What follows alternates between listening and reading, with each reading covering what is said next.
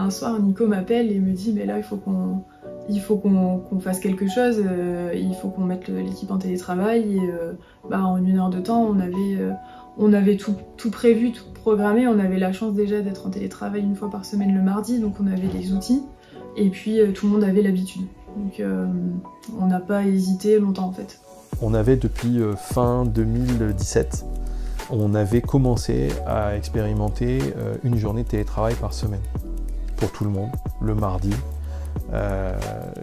toutes les semaines. Et je me suis dit, ça se passe bien en plus, ce télétravail. Les salariés font bien le boulot, ils font aussi bien le boulot de chez eux que dans l'entreprise. La coordination d'entreprise reste bonne. On a renvoyé tout le monde chez soi avant la fin de la semaine en disant, voilà, ça commence maintenant en télétravail. Et le début de la semaine suivante, c'est là que la décision de confiner toute la France a été prise et qu'elle a été annoncée par Édouard Philippe à ce moment-là. Et on avait 4-5 jours d'avance sur le truc en fait, donc tout était prêt.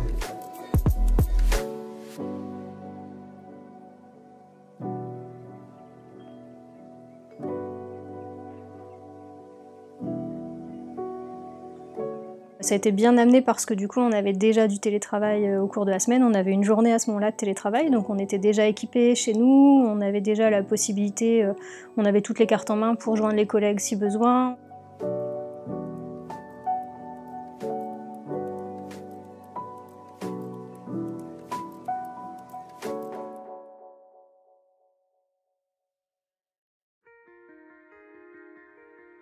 En fait, au début, je pense qu'on se rendait pas compte non plus de combien de temps ça allait durer, de quelle proportion ça allait prendre, c'était vraiment hyper nouveau.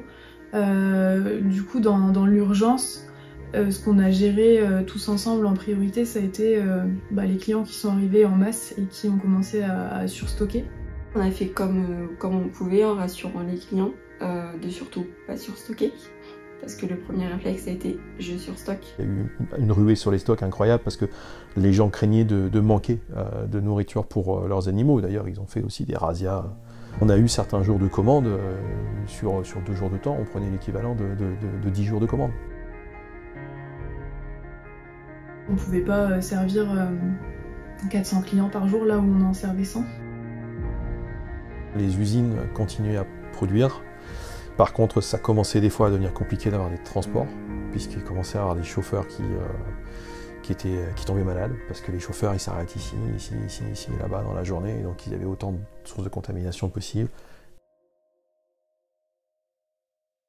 Et donc c'était compliqué à ce niveau-là, et puis à la préparation de commandes aussi, notre prestataire de préparation de commandes, c'était compliqué pour lui aussi, parce que il fallait pas que ça s'arrête, il fallait que ces équipes continuent d'être là, de tenir debout. Ils ont eu des préparateurs de commandes qui ont été malades, ou des conjoints de préparateurs qui étant malades, le préparateur se trouvait personne contact et était prié de rester chez lui et de ne plus venir au boulot.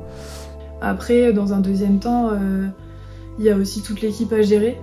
C'était hyper anxiogène, les gens avaient peur, on était hyper stressés. Alors nous on savait qu'on pouvait continuer à travailler, mais à côté on était entouré aussi d'entreprises dans lesquelles les gens étaient mis au chômage partiel ou étaient complètement licenciés.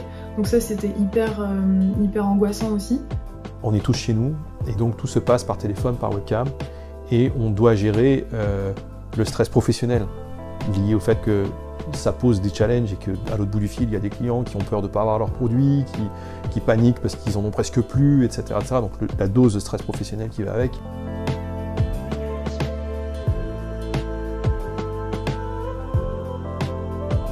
C'était pas forcément évident. Après, on a fait au mieux. C'était inédit pour tout le monde, pour le coup.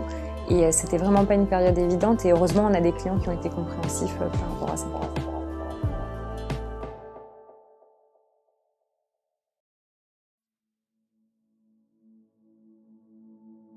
Ça crée un stress personnel chez les gens qui est extrêmement important, et en plus il n'y avait pas de date de fin sur ce truc-là, personne ne pouvait nous dire c'est bon, ça va s'arrêter à telle date ou quoi. On nous confinait de 15 jours en 15 jours ou 3 semaines en 3 semaines, et ça n'arrêtait plus, quoi. On a encaissé période après période après période, psychologiquement c'était très difficile pour les gens, et on a vraiment senti que le gros challenge ça allait être de gérer une partie de la santé mentale des gens avec qui on travaille. On n'a pas eu de moment de panique. C'est aussi le fait qu'on a une équipe soudée, bienveillante, avec beaucoup de communication, et on a été calme dans cette situation-là. C'était hyper nouveau, même pour nous en tant que manager, on n'a pas de formation là-dessus. Jamais de la vie on s'imaginait que le Covid pouvait exister, ce que ça pouvait faire, et donc on n'a pas été formés pour ça. Les systèmes d'organisation de l'entreprise et le goût du travail bien fait, l'envie d'assurer, de tenir sa place et de jouer son rôle dans l'équipe. Tout ça, ça a fait que l'équipe a répondu présent et que les choses ont continué de fonctionner. Ouais. Quand on prend du recul par rapport au Covid, on se dit mais on est passé par une étape incroyable. Enfin, c'était une époque, c'était dingue. Demain, on nous remet en confinement. Je pense qu'on se dit non, on l'a vu qu'une fois, pas deux. Après, ce qui a été formidablement réconfortant dans cet épisode, c'est que on a vu à quel point nos clients voulaient absolument avoir nos produits. On a vu des gens déployer des trésors d'ingéniosité et de patience et d'effort pour absolument avoir nos produits. Je pense que notre force, ça a été d'être bien soudés, de ne rien cacher à nos clients. Que ce soit l'état des stocks, que ce soit l'équipe logistique, l'équipe du bureau, on a toujours été hyper transparent par rapport à ça. Et ça, c'est important pour le coup, ce climat de confiance qu'on a entre nos clients et nous, ou même nous au sein de l'équipe.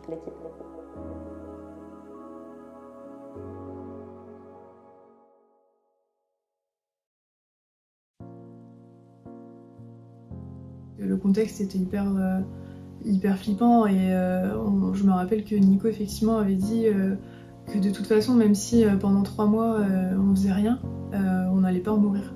Et ça, c'est pas juste de la chance, hein, c'est le travail qui avait été fait depuis 8 ans et la gestion qu'on a au quotidien. Donc ça nous a permis de tenir le coup pour le coup et de rassurer aussi l'équipe.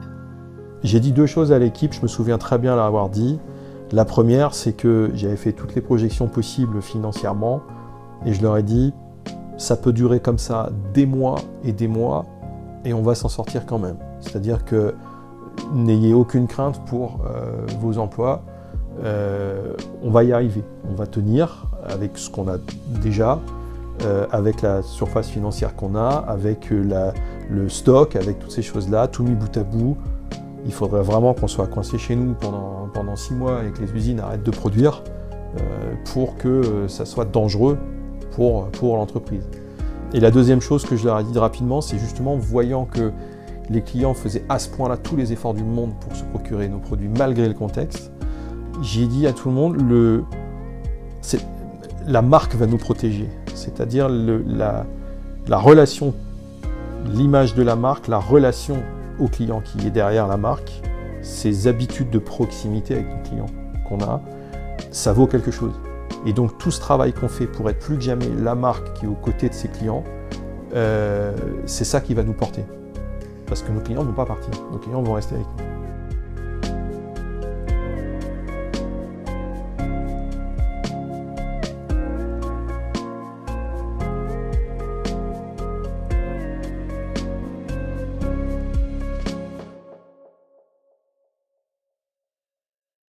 Au moment où on se dit ça va aller mieux, on s'en sort enfin, on voit que c'est bon, le Covid, on commence à le mettre un peu derrière nous.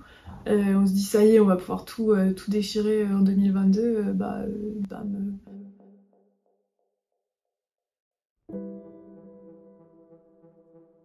Hiver 2022 arrive la suite des ennuis, hein, parce que effectivement, à peine digéré les 2 ans du cœur de la crise sanitaire Covid, on se retrouve avec ce début de guerre en Ukraine et l'instabilité qui va avec. Je me souviens très bien avoir vu ça à la télé, j'étais en Bretagne, j'étais une semaine en vacances et j'ai dit tout de suite ça va nous retourner le truc, mais sans dessus dessous. On a commencé très rapidement à recevoir des appels très alarmistes de nos usines, de partenaires de fabrication, nous disant voilà, les prix sont en train de s'envoler, les matières premières, on est inquiet parce que voilà, les approvisionnements, bon, ça devrait aller, mais alors les prix, c'est en train de s'envoler partout. C'est la première année où on a dû revoir autant de fois nos schémas de conditions tarifaires. On a eu des hausses absolument incroyables. On a eu sur de l'humide jusqu'à du 44% de hausse du jour au lendemain sur certaines parties de la gamme en conserve. On est obligé à un moment donné de répercuter aussi les hausses tarifaires que les fournisseurs nous imputent.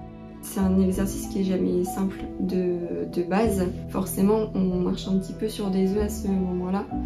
C'est un leitmotiv chez moi de regarder toujours les chiffres en face, de jamais tourner le dos à la réalité des chiffres, y compris quelquefois à la brutalité des chiffres. Tu dois absolument pouvoir regarder en face des chiffres, même excessivement déplaisants. Ça a été largement le cas en 2022.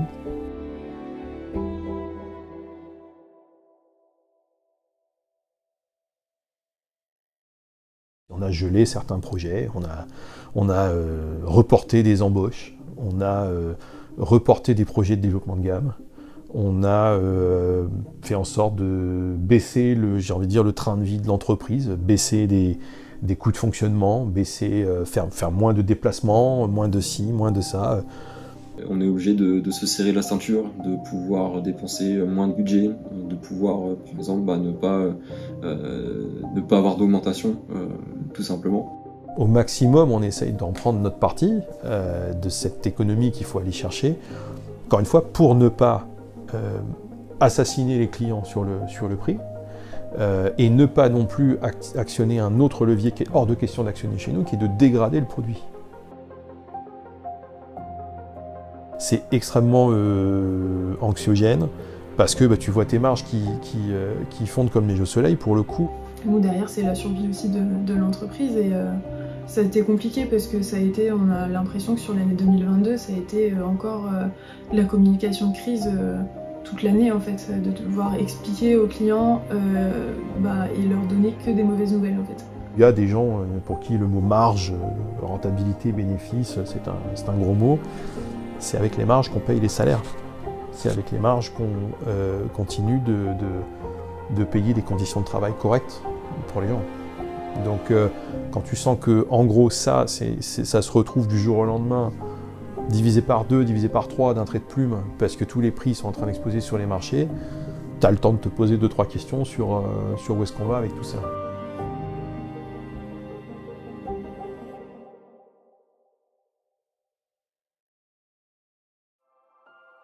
Ce que j'en retiens, c'est que on reste solide financièrement sur l'exercice 2022. J'en retiens aussi que, et ça j'en suis fier, on n'a pas touché à l'équipe, on n'a licencié personne.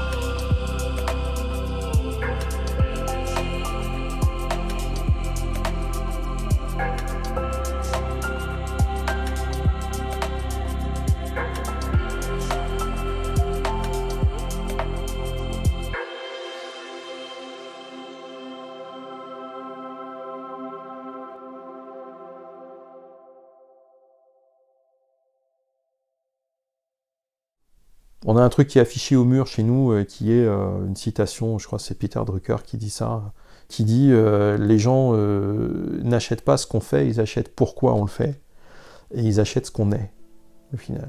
Et donc, franchement, l'insistance que les gens ont eue à se procurer nos produits, clairement, c'est pas uniquement pour ce qu'on fait, c'est pour pourquoi on le fait, et c'est pour ce qu'on est. Et j'ai rarement eu, en 10 ans, de preuves plus fortes de ça auprès de nos clients.